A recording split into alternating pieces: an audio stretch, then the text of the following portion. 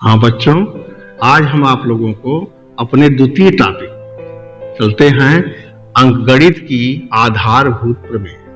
तो हम शुरू करने से पहले हम इसकी परिभाषाओं से आपको परिचित कराते हैं, इसके आधार से आपको परिचित कराते हैं।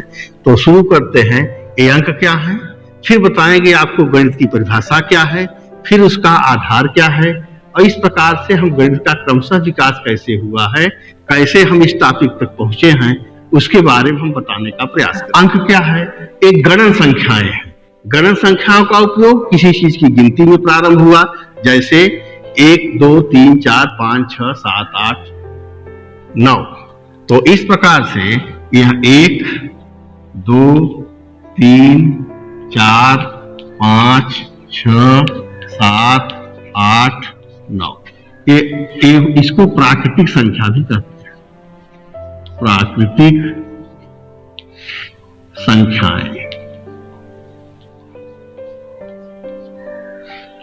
लेकिन जब इतनी संख्याओं की खोज हुई, उसके बाद यहीं पर इसका विकास रुक गया, क्योंकि लोग 1 से लेकर 9 तक गिनते थे, और फिर आगे अभी गिनती गिनना बाकी है, फिर उसको 1 से लेकर 9 तक गिनते थे, फिर आगे बाकी है, फिर उसको 1 से लेकर 9 तक गिनते थे।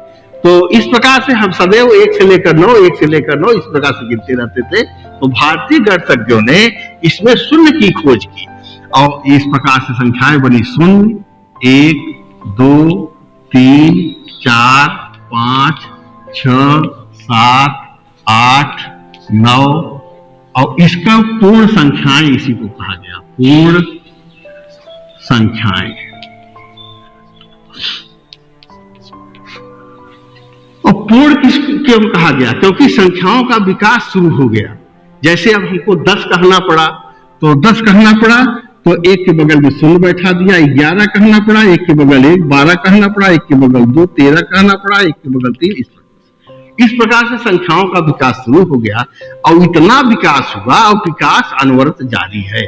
जैसे इकाई, दहाई, सैकड़ा, हजार, 10,000, लाख, 10 लाख, करोड़, 10 करोड़, अरब, 10 अरब, खरब, 10 खरब, नील, 10 नील, पद्म, 10 पद्म शंख, 10 शंख महाशंख। लेकिन एक को हम सबसे न्यूनतम संख्या कह सकते हैं, सदैव कहते रहेंगे, लेकिन महाशंख को हम सबसे बड़ी संख्या नहीं कह सकते।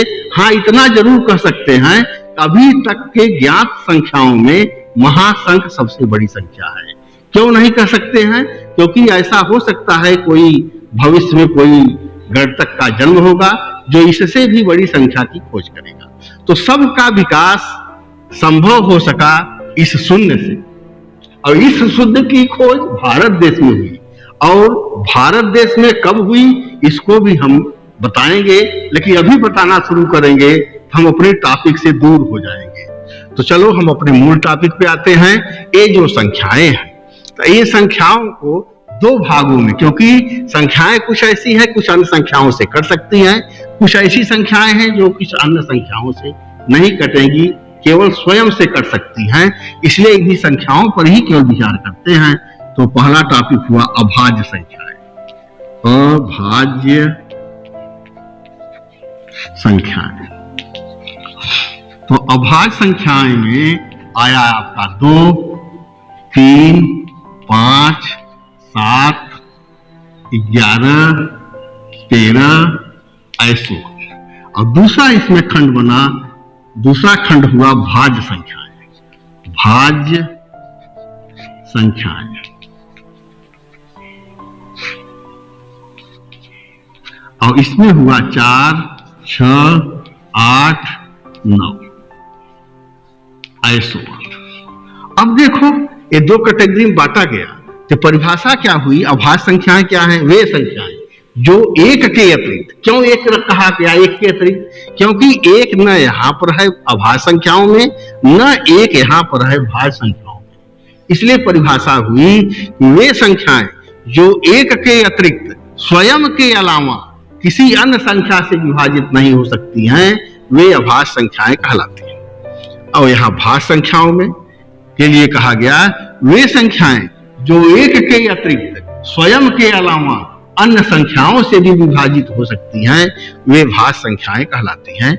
जैसे 4 या 2 गुणित 2 4 हो गया, ये 2 तिहाई 6, ये 2 चौक 8, फिर 4 का खंड 2 दूनी 4, ये 3 त्रिका 9, इस प्रकार से इसका विभाजन हो गया।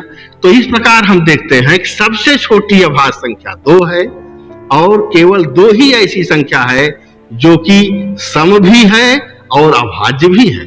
और सबसे छोटी भाज्य सम संख्या, भाज्य और सम संख्या सबसे छोटी 4 है और सबसे छोटी भाज्य विषम संख्या 9 है। ये 2 कैटेगरी संख्याओं की तैयार हुई। अब इसका अगला टॉपिक चलता है इसी की परिभाषा के क्रम में, संख्याओं के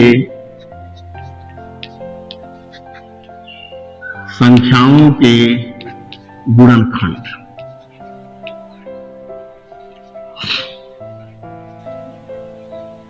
अब यह क्या है? संख्याओं के गुणनखंड। तो संख्याओं के गुणनखंड है वे अभाज्य संख्याएं जो किसी संख्या को पूर्णतः विभाजित कर देती है, वे संख्याओं के अभाज्य गुणनखंड कहलाती हैं।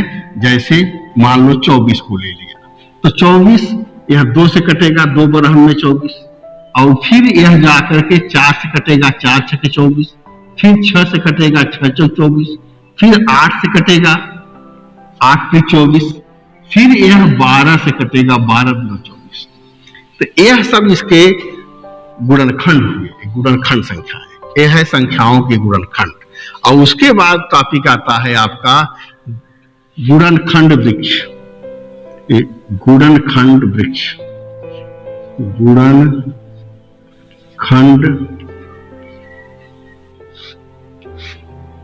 वृक्ष। जैसे अब इसी 24 को ही ले लीजिए, एक गुणनखंड वृक्ष कैसे तैयार होगा? जैसे हमने 24 ले लिया, अब 24 का पहले 2 खंड किया, तो यह हुआ 2, यह हुआ 12। अब इस 12 का 2 खंड हुआ, अब इस 4 का 2 खंड हुआ, 2, यहां लिख दो 2।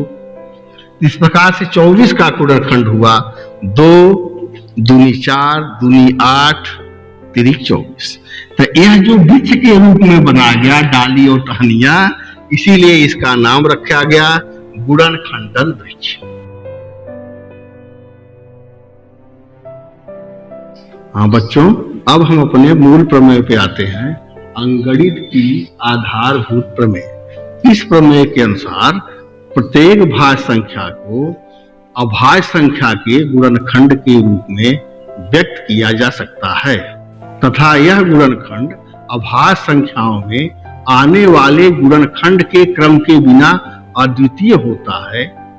जैसे हम उदाहरण के तौर पर 2 संख्याएं ले लेते हैं, 38-25, और दूसरी संख्या ले लेते हैं 74-29। अब इन्हीं का हम गुणनखंड करते हैं। तो पहले इसको 3 से करके देखते हैं। 3 से किया, 3 एकम 3, 3 दूनी 6, उतरेगा 2 22, 3 से 21, 3 पचे 15। फिर 3 से किया, 3 चौक 12, 3 दूनी 6, उतरेगा 1 15, 3 पचे 15। फिर 5 से किया, 5 अठे 40, उतरेगा 2 25, 5 पचे 25। फिर 5 से किया तो हुआ 17, फिर 17 से किया ये हुआ 1। तो इसका अभाज्य गुणनखंड हुआ 38-25 बराबर 3 गुणते 3 गुणते 5 गुणते 5 गुणते 17। और इसको लिया,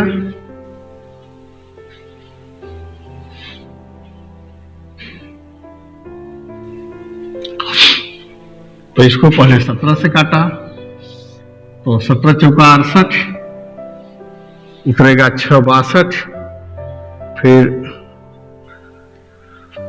17 तिया 51,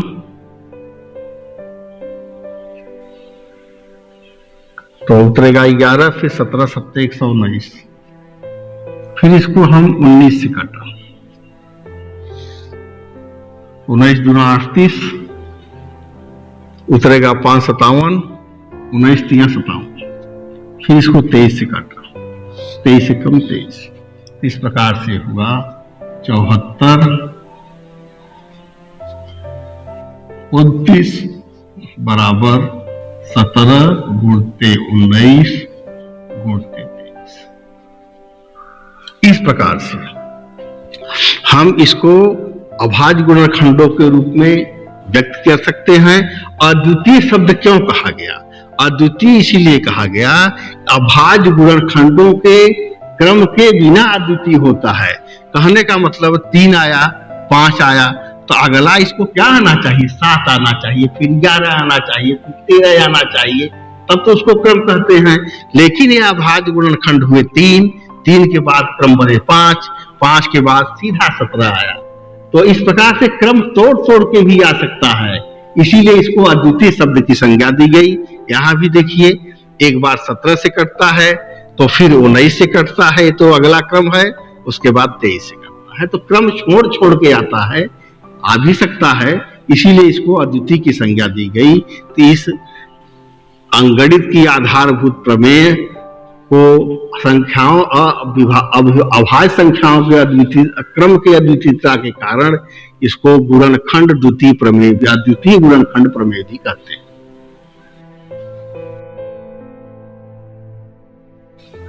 हाँ बच्चों, जैसे हम एक अन्य उदाहरण ले लेते हैं, वो संख्याएं हैं 336 और 54। अब इसके बीच हमको लसप और मसप ज्ञात करना है तथा इस तथ्य का परीक्षण भी करना है कि हमारी सवाल सही है या गलत है। तो 336 का अभाज्य गुणनखंड किया, 2 से किया, 2 एकम 2, 2 छके 12, 2 अठे 16, फिर 2 से किया, 2 अठे 16, 2 चौका 8, फिर इसको 2 से किया, 2 चौका 8, 2 दूनी 4, फिर 2 से किया, यहाँ 21 आया, फिर 3 से किया, यहाँ 7 आया, फिर 7 से किया, यहाँ 1 आया। और 54 को ले लिया, यहाँ 2 से किया, यहाँ 27 आया, फिर 3 से किया, यहाँ पर 3 27, फिर 3 से किया, यहाँ 3 से 9, फिर 3 से किया, यहाँ 1। अब इसका हम लसप ज्ञात करते हैं। तो लसप का संबंध समझ लो। लसप क्या है कि इसमें जो इसके छोटे छोटे अभाज्य गुणनखंड हुए, इसके भी हुए, तो इसमें एक दूसरे के साथी बने, तो जो सबसे बड़ा साथी है उसको लेते हैं और उसके छोटे साथी को छोड़ देते हैं। जैसे 2 यहाँ पर 4 बार आया है, तो इस 4 बार को लेंगे, 4 बार को लेंगे,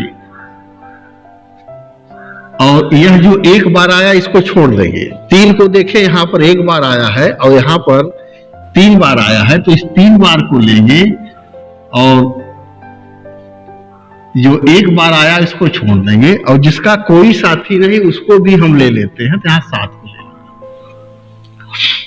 तो इस प्रकार से संख्या बन गई 30-24, 30-24। और इसका जब मसप ज्ञात करते हैं, तो मसप का मतलब होता है ये दोनों के बीच में जो उभयनिष्ठ हो उसी को लेते हैं। 2 यहाँ कई बार है लेकिन यहाँ 1 बार है, तो 1 बार को ले लिया, और 3 यहाँ कई बार है लेकिन यहाँ 1 बार है, तो 1 बार को ले लिया, और 7 यहाँ है लेकिन यहाँ नहीं, तो इसको नहीं लेते हैं। माने जो उभयनिष्ठ खंड होते हैं उन्हीं को ले लेते हैं। यह 2/3 हुआ। इस प्रकार से अब इसको टेस्ट कैसे करते हैं, हमारा यह लसप मसप सही है या नहीं। उसके लिए एक सूत्र है कि प्रथम संख्या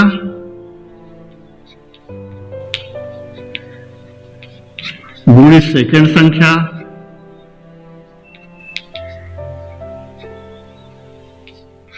बराबर लसप गुणित मसप।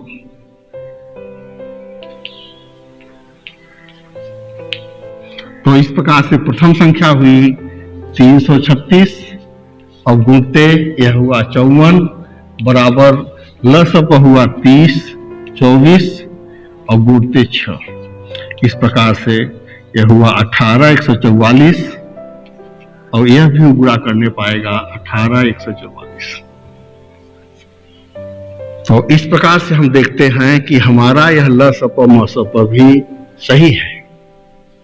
यह इस प्रमेय का प्रभाव है।